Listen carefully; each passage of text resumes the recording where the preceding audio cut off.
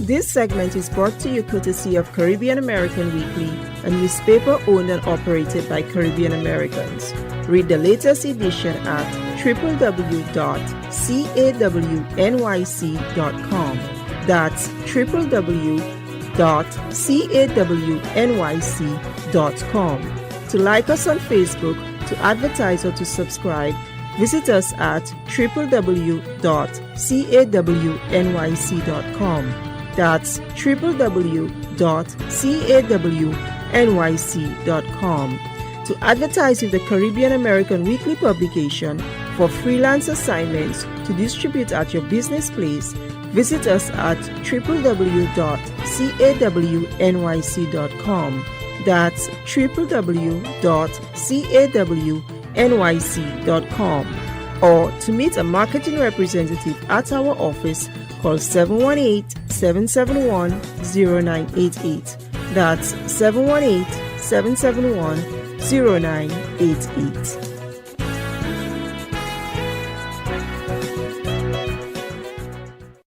Welcome to Inception FM, where we bring you the pulse of the playoffs straight from the fans who live and breathe the game. The New York Knicks have punched their ticket to the next round and now face their biggest challenge yet, a showdown with the defending NBA champions, the Boston Celtics. Joining us today is none other than Harmonie Lewis, a diehard Knicks superfan known for his unmatched energy, passionate takes, and a love for the orange and blue that runs deep. We are talking keys to the series, Jalen Brunson's leadership, and everything in between. So let's dive into it. So Harmonie, welcome back. Good to have you here with us. The Knicks just advanced past the 12th-round series. What stood out to you most about their performance and growth? Well, I mean, the biggest thing is that we have a bona fide star in Brunson, and when he takes over, it just everybody sits down and they just relax and they watch him work. And when he works like that, it just seems like the whole team is just unstoppable. You can't really do much when he performs like that. It's just incredible. You just sit back and they watch you like, wow, we got a star, and the Knicks can actually be happy because we have one of those type of guys. Well, you know, he was just named Clutch Player of the Year, and he has been playing like a star. So what do you think he needs to do to outduel the Boston's backcourt? Well, in order to do that, they really have to go into a scientific lab and clone him about 3 different times so that we have 3 different players who can do that kind of thing. Because the Celtics they're the defending champions. They have like a better defensive rating than they did last year. And they've had a chip on their shoulder leading from the Olympics where they left off the finals MVP. And they barely played Jason Tatum, who was the best player on the team. And they took 4 Celtics on that Olympic team. And they just seemed like, yep, this is our time, and they look pissed. So I don't know who can beat this team. Saying that, I mean, Brunson would have to average about 40 points a game, and then we would need Karl Anthony Towns to always show up 100% of the time and not be scared at all. Then getting dumb fouls, right? I think it's more than just the dumb fouls. I think it's just him being more aggressive and not just settling for the 3-point shot. I mean, I would like him to shoot threes. That's fine, because everybody shoots threes in this league. But if you're a little bit more aggressive, and you kind of have to be with the bigs that the Celtics have on the floor, which is Porzingis, who used to be a Knick, and, Horford. I mean, these guys are champions, and those being the 4th or 5th options, and he's supposed to be the 2nd, and they are way more aggressive than him. That's the scary. Everything about this is scary. As a Knicks fan, everything. Well, you need the big man to play like a big man. Go down in the paint. Yeah, but I really don't think it's possible for him. But what he will need to do is play defense better than he's ever played it before, and show up like he did in the the 7-game series against the Denver Nuggets, who were the previous champions before. And if you see that through a 7-game series, then Knicks fans could actually cross their fingers and have more hope. Because that's it. That's the only thing that can stop that could prevent the Celtics from doing a little bit of damage. But as a Knicks fan, it's hard to actually see that come to fruition. Okay, so apart from Towns, or maybe it is Towns, which player do you see as the X factor or question mark? Honestly, it would have to be OG because he's a little more aggressive and he knows how to shoot the open three consistently. Plus, he's proven to be our best defender. So, unfortunately, he's the guy. It should be Bridges because he plays the third most minutes in the league. He's shown to be kind of like an Iron Man. He's supposed to be that guy, but OG's that guy right now. OG Anunoby, he's the guy that has to do it, and I have faith that he will be able to guard Jalen Brown and Tatum to the best of their ability. The problem is Tatum and Brown are also excellent defenders, and they're well advanced at being stars than what the Knicks have. So that's the whole problem right there. So I'm sorry if I look hopeless, but if I want to tell the truth, that's what I have to do. But the truth is what we have. So Harmonie, we've spoken about Boston's championship experience and how talented and deep they are. How do you think the Knicks can mentally match that intensity, especially on the road, because they don't have home court advantage in that series? Well, the good thing is that the Knicks are an excellent road team, as they showed in the playoffs, because they've actually won the road playoffs games, which you needed. And, at home, they haven't done as well. So that's actually good in their favor. And also, the Celtics are much better on the road than they are at home. So if you look at that, that's one advantage that you have. It's a slim advantage, but, it does look slim. However, that's one thing you do have to look forward to, that the Knicks are an excellent road team, and so are the Celtics. They're an excellent road team as well.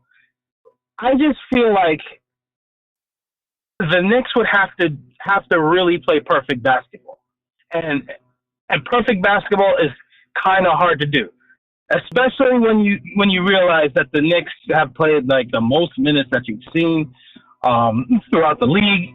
Coach Thibodeau, he's not going to really switch out players, and in the playoffs that's kind of hard to do because you usually have an eight-man rotation, 9-man rotation, or something like that, and guys are going to be on the court constantly without rest.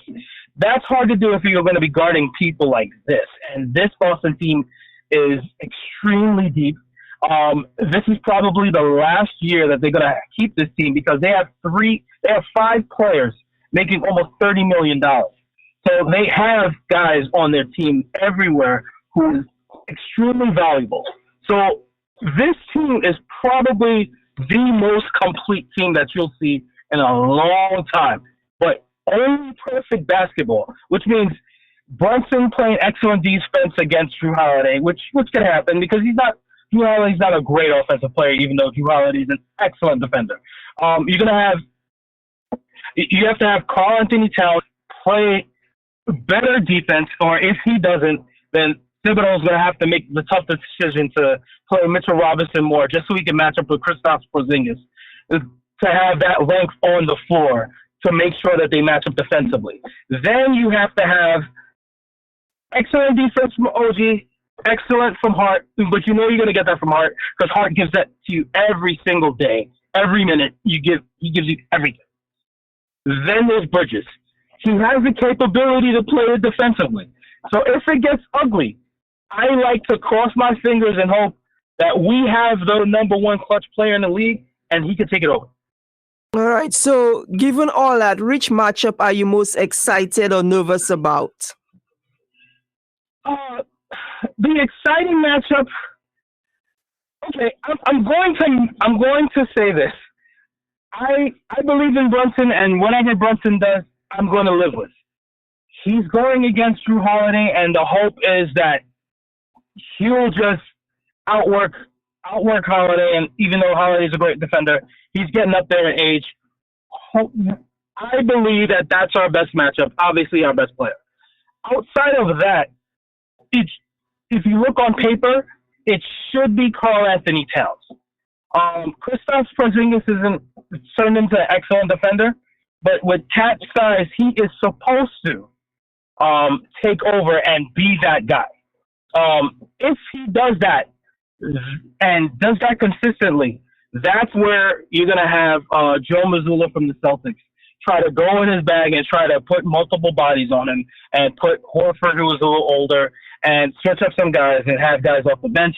Just try to slow Cat down. But that's it. This is why we traded Randall. This is why we traded DiVincenzo. This is why we traded some draft picks. We traded it for this reason. This team was built to stop the Celtics.